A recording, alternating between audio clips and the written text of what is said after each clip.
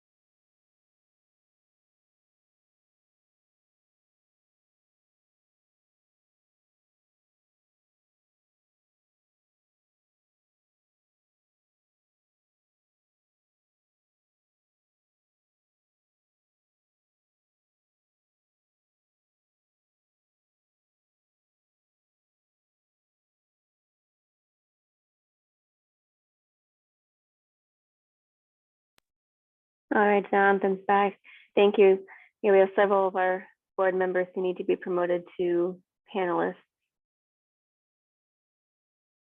And then we'll get started. Need promoted by chance?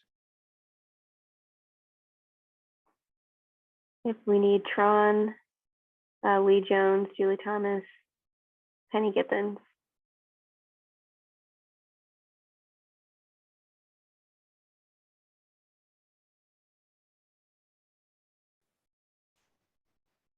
Thanks, Jonathan.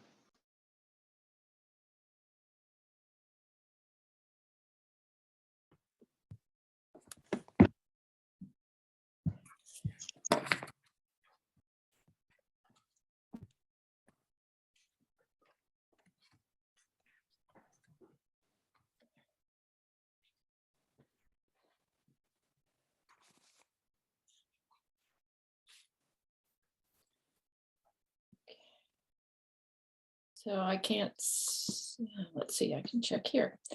Okay.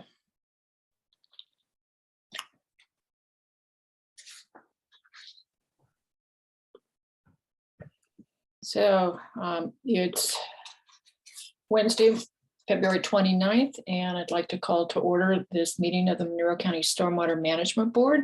I'd like to note for the record that all four board members are present.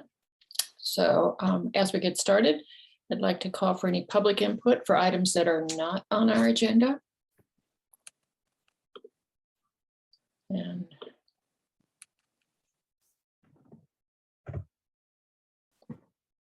don't see anybody who's wishing to express anything. So let's move on. Item number 3, which would be approval of minutes for January 12th, 2021. Only I think it's supposed to be 2022 meeting. I'll move approval with the correction of the year to 2022. Sorry, I had to have fun with that. Thank you, Ms. Jones, for your second. Is there any discussion or corrections to the minutes? Just a thank you with putting them together. Fair enough.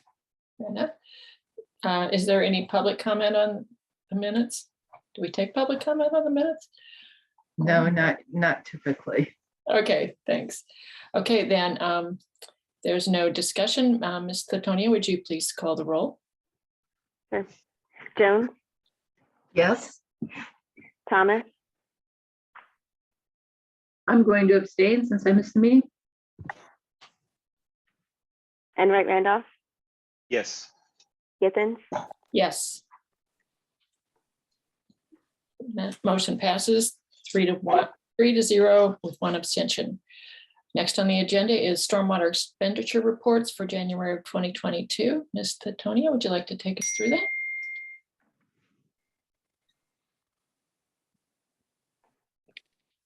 All right. Before I go into this really quickly, I would like to introduce our MS4 assistant, Adam Rickert. So is that okay if I do this now?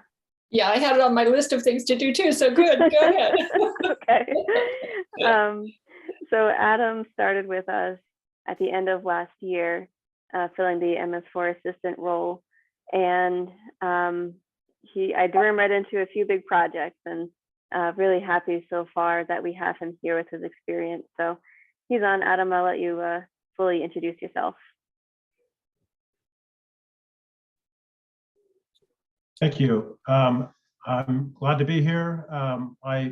As Kelsey mentioned, I started in December of 2021. I previously worked for the Marion County Public Health Department. At the Marion County Health Department, they have a established stormwater and hazardous materials management department. And I worked there 25 years doing water quality improvements, everything from septic system, maintenance and design to collecting routine water samples to just making sure that the watershed as a whole fulfilled, what the community had in mind. And I also have experience with the MS4 permit at the city of Indianapolis that they maintain. So I supported that permit through understanding where the infrastructure was, documenting the infrastructure, and any complaints that came in that pertain to illicit discharges or investigations that would threaten water quality and the permit in of itself. So I'm really pleased to be here with the Monroe County Highway Department. It's a really wonderful team, and I'm looking forward to all the upcoming projects and tasks that are at hand. Adam, welcome, and we're very pleased to have you here. And you're going to be just thrown into all kinds of things here, and glad that you're also willing to take on something brand new. Thank you. Yeah, it certainly sounds like you're very well qualified, and we are very pleased to have you on board. We Thank do you. need the extra help.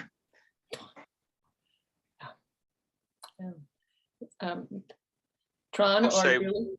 Well, Yeah. I've met Adam in a couple other meetings, but I'll join in and say welcome aboard again, and nice to have you here. Thank you. Welcome, Mr. Rickard. I look forward to working with you. Likewise, look forward to working with you. So maybe at this time, you could also tell us, Miss Tony, I can't do this very well, what the status is of having a new administrative person with you? Yeah. So we posted the position in January, and we're going through the hiring process. So I don't have an update for you at this meeting, but I should by our March meeting. Excellent. Okay. Okay, thank you. Mhm. So you want to proceed with the budget then? Yes. Okay, so for our January 2022 expenditure report, labor, and this included our clothing allowance. This is paid out in January and July of each year. We have, what is it, about $1,200 per employee. This is for our crew, including the foreman and the stormwater supervisor positions. So that gets paid out twice per year. And so we have $8,750 budgeted towards that. In the past, we've used just under that based on staffing, as far as you have a full crew or not. But this is a pretty standard to do that in January. Moving down, fleet maintenance, we still had a few large bills at the end of the year for some large equipment repairs, especially our grade all. And then the backfill line is also very large. We had some funds encumbered at the end of last year. Lisa has a note. Total of $1,250 clothing allowance per person. Thank you, Lisa, for that clarification. the backfill line. We had a large project at the end of last year in December at Lake Lemon. So I was notified from the conservancy director at Lake Lemon that they would be drawing down the lake for some maintenance. So we took advantage of the low water levels and went in and did some repairs to South Shore Drive, which is the Lake Lemon Causeway. So we've seen quite a bit of deterioration along South Shore over the years, to the point where we really just repair it when the road fails. We would obviously prefer not to wait until the road fails to do that. So we were able to get ahead and repair a large section of it. And in that process, I applied for permits for South Shore for the next 5 years through IDEM and the Corps of Engineers to cover over 2,000 linear feet of work on that road over the next 5 years. So that way we'll be able to do more regular maintenance of that road instead of having to play defense all the time whenever a section of it starts to fail. So that was a big success, and I'm looking forward to being more proactive on that stretch of road in the future. And bought a few more signs as well at the end of last year. Any questions about the 10s or 20s before I move on? No? Okay. Oh, Julie? I think that Commissioner Thomas does.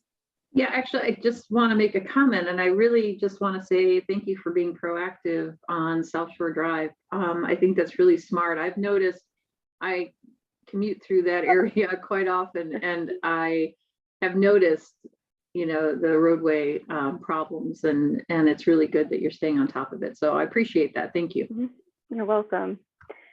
Yeah, and I also want to thank our crew who did the work, and also Toby and Lisa for working with us on that. Definitely a group effort. So, yeah. All right, moving into the 30s. Main item for on-call construction services is the flaggers. We do have a contract. We've been using them very frequently since we got that contract with them.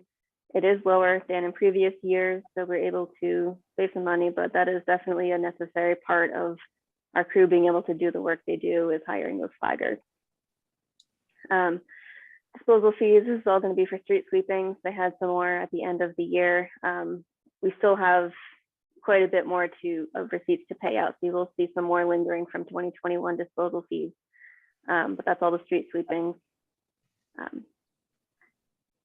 see, the minor charges, summer gas usage, pretty high. Not too far off from what we're used to, but still a little bit high, which means that we're getting work done. Other insurance, this is a large item, I understand, but this is anything pertaining to non-health insurance related things. So this one in particular was for auto insurance. Lisa, correct me if I'm wrong. In the past, MVH would pay a certain amount of this, and this year we decided to update how much Stormwater is paying versus MVH because the Stormwater crew has grown so much. So this more accurately reflects how many vehicles Stormwater actually does have. And so let me know if you have any questions about this item. I have a couple of, I guess, just questions and thoughts, just with the flaggers, and then yeah. I know that those are extremely expensive. It's nicer than kind of the 5,000 a day that the commissioners just had to entertain this morning. But my real question is, do you see kind of maybe in the future more of an extensive collaborative measure with, you know, the highway department and Stormwater sharing the flaggers, and maybe even other county offices that could potentially benefit? I'll just say straight up that, you know, anytime I've reached out and asked for some assistance, they've been very gracious and helped me get in the middle of the road to do section corner perpetuation work. So that's really awesome. But I'm kind of curious, you know, how we could extend the costs that we're incurring here, and, you know, and maybe other costs that the county's incurring for flaggers. Because when I know certain sections of the road are being flagged, maybe I could, get in there and see if there's any section corners that could be looked at. Even got some road razors. So if there's like new paving and stuff being done, we could even put a razor on the monument and even it out. Yeah. So that's a real practical use for the surveyor's office and like extending this collaborative measure, but I'm not sure if there's other areas. And really my target person is Lisa right now because she deals with a lot more flagging concerns than just what stormwater is. But I just wanted to kind of bring that up. There's not really a question there. And then I guess the question is I know it got real complex with kind of our vehicles and the fleet maintenance and the insurance, and we have one vehicle here. So, I'm really happy that insurance is covered from however the fleet. So I just don't understand how that works. And maybe you could educate me a little bit offline. It doesn't need to be here. I'm just kind of curious. And if this is obviously the direction the board and what's falling on stormwater to kind of divvy out for their obligation of, the insurance cost for the vehicles, great. I just kind of curious where those changes occurred. And I know it's a lot more complex than just, hey, we're incurring these additional costs. I know that there's a reason behind that. And that's it. Yeah. That's all I have. Sure. So Tron, I do want to mention, so you mentioned about the flaggers this morning at the $5,000. That's a unique situation with the railroad. That is, and that is an extremely high price per day, but that is not what we usually fall into. But that the railroads puts that out there. The flaggers that we hire are not not to that extent of a cost. I will say that, and utilizing other divisions of the department, we try and do that. We have all of our crew supervisors now meet every morning at 6:30. That is for the 4 of them to discuss what the project is for that day, what the needs are for any crew, whether it be out of highway stormwater or our Cume Bridge crew. If you get somebody that calls in sick, if you have somebody that's off on a personal day, so then we will take from different crews to help that crew. So if there's a way that they don't have to rent flaggers, then we use somebody from a different division of the department. So we do utilize that to the best that we can. And it helps having all 4 crew supervisors meet every morning at 6:30 before the crews come in at 7. And as far as the other part for the MVH and the vehicles, so when we took over the MVH and the fleet, we ran across the Indiana code that stated that MVH funds were only allowed to be used for MVH services. So that's why we've gone through the last 2 or 3 years to make these corrections. Now, a lot of the things that are run out of stormwater, out of like the building and everything, we don't charge. I mean, MVH doesn't charge for any building services or anything. Everything's housed out here. So stormwater doesn't incur any of those costs. It's just for like the insurance, since the fleet has grown, then we just make sure insurance is billing the appropriate division for the appropriate budget. I hope that helps. Yeah, it does. Especially, I knew you were doing some work behind the scenes with the flaggers. I already knew that. So I just know the cost. I've looked at them, and thanks for clarifying the difference as far as what your expenditures are. I'm sure that caught everyone's attention. So it was a great time to bring it up. Yeah. And feel free if you ever want to know where we're paving, or we try and actually, when we pave anymore, is close the actual road. We don't want to use flaggers. We don't want cars in the area. So if you want to work with us on what our paving program is, that'd be great. Oh, we do. And we've been alerted a couple of times when monuments might be in the proximity. It's just, just kind of sharing my thoughts with how maybe we could, utilize the flaggers to the max. And thanks for the insurance. There's a lot of complexity in there. So I'm just going to leave that subject alone a bit. So thanks. And we do send out our road closings on Thursdays. So Tron, if you get those and see if there's an area that you are particularly interested in, feel free to contact me or whoever, and I can get you connected to the crews. All right. Okay, so 4 large contracts at the bottom, no movement on Baby Creek right now. Dip Road, Morris Creek, we have had a few meetings in the past couple of months, mostly regarding the easements with the Corps of Engineers and finishing up the environmental assessment. We are very, very close to finishing the environmental assessment for this project. I haven't received confirmation that we have all the signatures, but it's very close. But then also after we do get all the signatures and Corps approval, it's going to have to go out for another public notice, and they have like a waiting period. So still, we aren't able to begin the project yet, but it is definitely moving closer. We've had several meetings with the Corps of Engineers. One of the items that is slowing this project down right now is the permanent easements for this project, because as you know, the Corps of Engineers owns all of the land around the lake, but there is no dedicated right of way for the roads themselves. So our consultant is having to put together some packages with information on the right of way that the county would like to have along Strip Road and Morris Creek. We're asking for permanent right of way. 90 feet is what Paul's requested to be in line with our plan. So we'll see if they accept that or not. We might be able to decrease it a little bit, but we need to make sure that any future maintenance on that road, including the culverts, shoulders and things, is going to be covered in an easement. If we go outside of that easement, then it'll require another EA or other NEPA work. So we're trying to do our due diligence and do it right the first time, so we don't have to go back again. And it's just unfortunately taking quite a bit of time to work with the Corps on that. So because of that timeline, we're looking at potential tree clearing during the next bat window, next fall. We just don't think we're going to be able to fit it in this spring.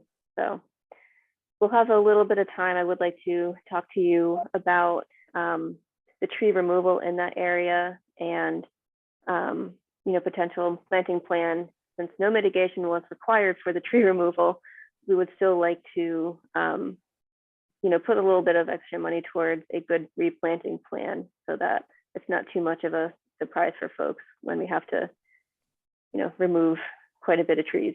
And I have talked to Maggie at Friends of Lake Monroe. She's pointing me to some other folks, the Corps of Engineers, to talk to about what it's going to look like when it's finished, and picking some good suitable tree species for the habitat in the area. So, all right, any questions on those projects? No, but it sounds again like you're doing advanced planning for a lot of things, which is very, very good in terms of the easements and tree planting. And I can see Commissioner Jones smiling as you're talking about planting new trees. Yeah, there wasn't anything required. It kind of blew my mind when I saw that. We didn't require any mitigation for, that habitat, floodplain, like none of it. So. But we're going to plant some trees still, so we get to at least choose where we plant. But I haven't actually determined the cost of that. I'm working with a consultant on the species and everything. So, cool. Thanks. So, Okay. do I have a motion to accept the expenditure report? Do we do that? No motion needed. Okay. All right. Good. Less to do. All right. So would you go on to new business, item A? This one, I didn't mark it on the agenda, I apologize, but I would like an approval from the board on this item. So this is the on-call contract for plan review services with Terry Quillman. We initially put an end date on the scope for this contract of through 2021, mostly because it was new for us, and I think the board wanted to see how things were working. I will say that this contract has been a lifesaver for me. It has been really, really useful to have Terry on hand to do plan reviews for us. We've had some very complicated projects the past year that he has spent a lot of time on, and it is very worth it to have someone else have eyes on these projects. For example, Westgate on 3rd with the huge compound sinkhole and other downstream flooding issues. He was able to, he spent over 20 hours on that review. Hayden Flats project off of South Rogers Street is another large multifamily development going in. That one had extensive hydraulic modeling for a 22-foot wide box culvert to convey the drainage that goes through that site. Again, another 20-something hour review from him. Those two projects just stand out to me because they required more technical review, that which is very thankful he was able to put the time into that. So I'm asking for us to renew this contract with Terry. I've had Dave review this. He had no comment. Terry reviewed it. He had no comment. So I did not change any of the language from last year. So. Does that mean that there's a deadline for this too that you were just referring to? I did put in the scope to have this extend through the end of 2022 to mirror last year's contract. If you want to extend it more than that, that's fine, but I just thought it'd be from year to year, we can reassess. Yeah, I support that if that's your course of action. I guess the one thing I have is I'm kind of a data person, and I think you did a great job of kind of hitting some of the highlights.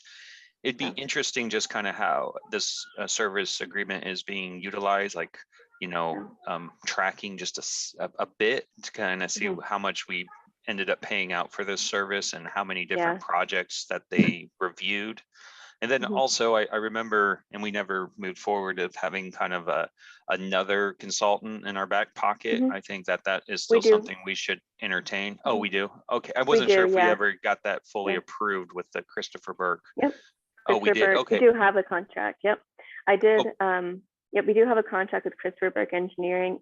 It's a little bit more expensive of a rate, but that one we would have a professional engineer if we needed someone like that to review a project. I talked to Christopher Burke Engineering and let them know that one's kind of like our backup. Like if Terry, for whatever reason, can't review a project, has too much going on, I do have that backup contract with them. I've been in touch with them just recently, just to make sure that, you know, they're okay extending their contract through 2022. We didn't put a time limit on it, and he said, yes, it's active. Like, we're happy to, you know, keep serving us and through the end of the year. So. Okay, perfect. Yeah, I just wanted that contingency plan just in case. You know, it's always nice to have some redundancy there. And yeah, I think this has worked out very well, and I understand kind of the workload a bit more with some of my other various tasks. So I'm very happy to support this, and ready to make a motion if none of my other colleagues. Oh, I guess we go public and stuff. So whenever we're ready, I'll jump in. No, you can make a motion and we can continue to discuss this. That's fine. Oh, okay. So, and then it goes to, okay, perfect. So we move to approve it, another discussion, then public comment. All right, I'm just thinking out loud. So I would like to move to approve the renewal of the on-call contract for planning review services with Terry Quillman. Second. Thank you. Is there any other discussion? Yes, Ms. Bridge. I just wanted to add, Kelsey does a great job of reaching out and using our in-house engineer, Paul Satterley, at any time that we can. So this is kind of like a backup to that, but we do use Paul on a regular basis for a lot of information as on being a certified engineer. Great. Anyone else have any comments or questions? I guess just a thank you. You know, most people, when they go retirement, they like to stay in retirement. So I'm sure this is mutually beneficial for both parties, but, you know, I appreciate his willingness to continue to help serve Monroe County. Is there any public comment on this item? If so, would you please raise your hand, and you would have 3 minutes maximum. Not seeing any public comment or wish to comment. So Ms. Latonia, would you please call the roll on this item? Sure. Enright Randolph, Yes. Jones, Yes, Githens, Yes, Thomas? Yes, Thank you. thank you. Now move on to the drainage improvements at South Birch Road, Mhm. West Hines Road, and West State Yeah. Route 45. Yeah, this one I am not asking for any action today, just more of a heads up that I am looking into this and it may come up at next month's board meeting. So this is something that Terry and I had discussed last winter. It's been an ongoing issue of ice at this intersection for quite some time. So I know, I think it was last year, we did have some discussion with NDOT and they were going to do some improvements at this intersection. But because this pond at the fire station has gone in, we do have now like an extra issue happening here. So I wanted to have an engineer on board to help us coordinate with NDOT. I'm hoping that once we start these conversations, NDOT will be able to do some part of the work since it is our intersection, and then we can handle any additional issues that are coming from the county, particularly along Birch Road here. It may, I don't know, so it may not amount to much that the county has to do, but I wanted to make sure that I hired someone so that we do have these discussions that NDOT knows that we are wanting to cooperate and help with this. Does anyone have any questions? I guess, how much discussion have we had with NDOT, except for kind of alerting them that we want to get this project fixed? It was mostly Toby had talked with them last year before we paved Hines Road, about the time when the fire station was going in. All I know that he said that they were planning on putting a pipe under Hines Road. It never happened. Toby let them know that we were paving the road, but he hasn't heard anything from them since. So the main part of this is just coordinating with them so that we can take care of the issue we have on our end. We can coordinate their work on this intersection, hopefully at the same time to, yeah. Okay. Regardless if we're going to fix anything on the county end, we're going to need their permission anyway, since everything drains into this intersection. And I would assume we're talking with the Stormwater division of NDOT, right? Yeah. Okay. Yep. So, still preliminary. Hopefully I'll have more information for you next time. So. I can tell you're not bored with what's going on, Mr. Tony, that you always have something. Always something. And I know we have, a lot of complaints about ice in the winter. The highway crews go out and will put sand and salt down for safety. But I see it, our stormwater crew has been working on doing some of the smaller fixes that they can, pending weather. But then things like this do come up where it's going to require a bigger project to fix it. It's just part of it. So I have a few other things on my mind that would require some contracting. But I'll get to them as I can. Great. All right. Okay, shall we move on to staff reports? Ms. Ridge? I'm good. I don't think I have anything. I'd just like to keep you on the agenda, Lisa, just in case. All right. Mr. Tonia, do you have anything else? I have just a couple things to update you on. Coming up within the next month or so, we've been talking, Toby and I and Jason and Lisa, about a contract for hydro seeding. We have an issue with some of the ditching work, especially not in prime growing season, where it's just really hard to stabilize the road shoulders after they've been ditched. And particularly in front of people's houses in more residential areas, the ditching work is just inherently kind of messy. And Toby had the idea to hire someone for hydro seeding, where we could just call them after we completed a section of ditching on a road and have them follow us, be able to hydro seed the area to just get something down that will hopefully stabilize it sooner. and would also reduce the crew's time and the cost of having to lay erosion control blankets by hand. You know, sometimes they work, sometimes they don't. The ditches are just difficult to, you know, reestablish any vegetation there. But so that's something we're looking at. Jason spent quite a bit of time looking into various companies, getting quotes, figuring out, you know, if we should contract it out, if we should rent the equipment, do it ourselves. I've decided to, you know, pursue a contract at first, and so I'll be putting that together within the next month or so. I also want to give Jason and the crew a lot of kudos for the work they're doing. I'm hoping in the future I can give you some more reports on the work that they do. I was hoping to do more today, but with the closure last week and a number of things happening this week, I don't have a full like presentation for you with more data, but I'll get there. Like I said, they did the work on South Shore last December. They've been working on ditching, responding to a lot of drainage complaints, ice on the roads, fixing problems, things like that. We have a couple bigger projects for the spring, one of them being a bank stabilization project on Woodland Road. That's on Bean Blossom Creek, where drainage area is like 150 square miles. It's very extensive. So Erica and I were working on the permitting for that because it obviously does not meet the rural exemption if it's over 50 square miles. So DNR is requiring us to get a floodplain permit.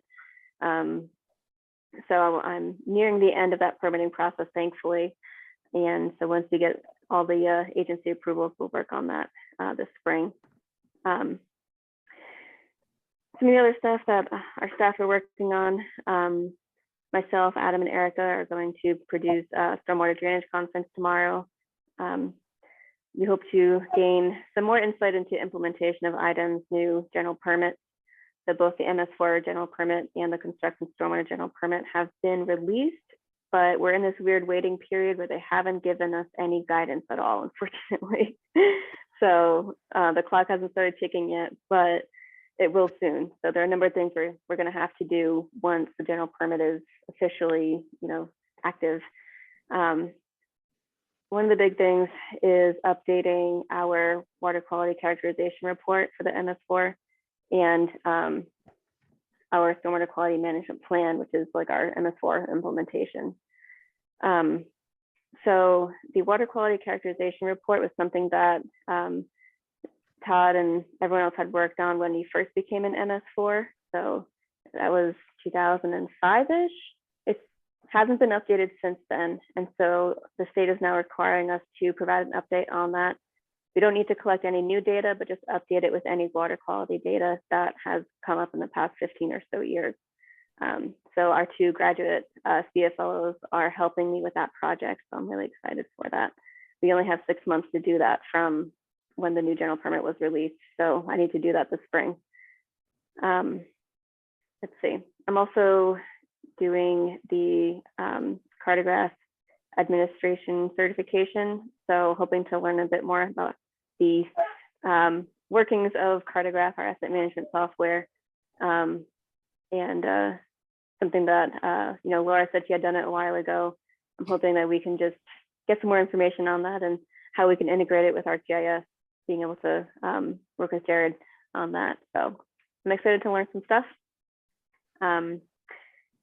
With that, we are also going to be hiring stormwater summer interns. We haven't done it in a couple of years, but we will use them to collect information on just our stormwater assets, being able to update cartographs. There's a lot of gaps in the data or incorrect data, and especially in some of the subdivisions. So we'll use them for inspecting and collecting data on our stormwater infrastructure, doing outfall inspections, and helping us with our pond inventory that Erica talked with you about last month. So those are some of the big things going on. Next month, I have asked Adam to give you a presentation on the 2021 MS4 annual report. Asked him to keep it to about 15, 20 minutes. I know it's a lot of information, but I'm hoping if we can give you some more quarterly reports on these things, that it'll be a little bit easier to manage. So, any questions? lot of information. I'm going to send you an email that was distributed by Christopher Burke for the MS4 permit change. Mhm. I declined to go to the conference you're going. I'm so happy that you will be attending. And then I think I just wanted to plug that I have made some pretty good connections with the Stormwater division within DOT. So if Cool. I could be helpful, just let Toby know to reach out, and I could Mhm. kind of try to put him in contact with some of my contacts. So just I've Mhm. met him through a lot of different various agencies throughout the state. So Okay. just wanted to make sure I made that available. So I'll contact you for that. Thanks. All right. Right. Do any of the board members have any closing thoughts they'd like to share? I can't believe it's February 2022. Okay, well, with that, we will adjourn the meeting and we will see you all Wednesday, March the 9th at 3 o'clock. Thank you, everybody. Thank you, everyone.